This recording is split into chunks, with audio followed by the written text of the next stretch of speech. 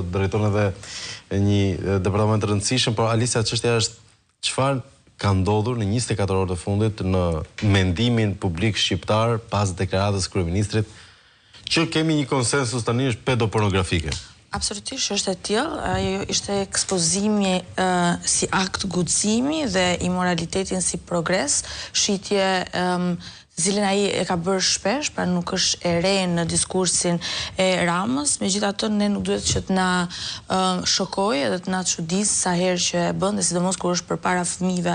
Ajo e cila që jashtëzakonisht e rëndë në perceptimin tim është që mbi të gjitha u përpoj që ta manipulonte këtë akt të rëndë përmes gjuhës ironike, kështu tërhiqet edhe nga përgjegjësitë, sepse e dinte se do t'i vinin pas asaj deklarate skandaloze. Rama kërkon të adhurohet si një narcizist në çdo mënyrë dhe hera e parë mbahet mend mirë në çdo lloj forme, sidomos në atë moshë të hershme që ishin të pranishëm dhe realisht ishin shumë spari njerë është nuk është e lejuar, KQZ-ja e ndalon përdorimin e fëmijëve në fushata politike, sidomos ishin të pashoqëruar një pjesë e madhe.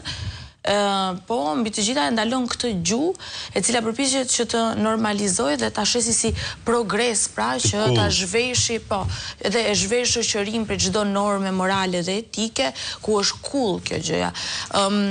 Kjo nevoja e tij e përhershme për të qenë në qendër të vëmendjes, për të relativizuar, për të ndryshuar temën, për të patë vëmendje, për të patë audiencë, janë shenja tipike të një narciziste.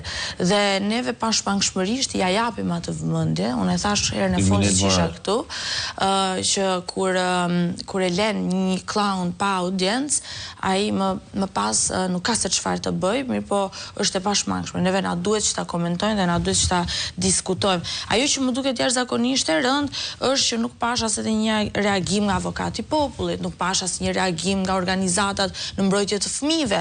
Janë disa organizata të mbrojtjes së fëmijëve të cilat operojnë në Tiranë, por që padyshim ta them unë cili është problemi. E kontaktuam ne, çështja është një nga organizatat më të mëdha drejtohet nga Mirgit Vataj. E kemi pasur disa herë Mirgitin, e kemi mik në këtë studio. Problemi vogël, ka një kufizim Mirgiti këto kohë kandidon pak për PS. Ja, e qartë. Dhe 15% e listës janë njerëz që vijnë nga organizatat e shoqërisë civile, kështu që po mirë, Flavio desha të bëj një pyetje asimetrike. Po. Ta e përgjigjen në Alisa atëherë. Ka qelluar ky njerëz ka qelluar të jetë prind ky Edi Rama. Tani të bëjmë pyetja, edhe Alisa është në studio.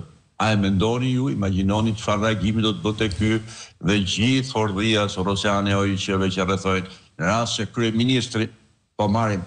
Ne kemi nëse Berisha do i kishte thënë atë gjë për shembull. Por ne kemi dy kryeministra koalicion. Kemi edhe Berishën edhe Metën. Njëri nga dy zgjidhni këtë doni. Mos zgjidhni Berishën, zgjidhni Metën këtë doni, zgjidhni dy ish kryeministër. Po ja, atë po të përgjigjem unë. Vasili po të përgjigjem unë. Së thoshte vetëm kaq. Dhe në publik, jo në publik. Po t'ja thoshte, të merrte me zor mësuesit e shkollës ku mëson djali tia, i vogël, e të thoshin këtë fjalë. Çfarë do ndodhte? Kataklizmo.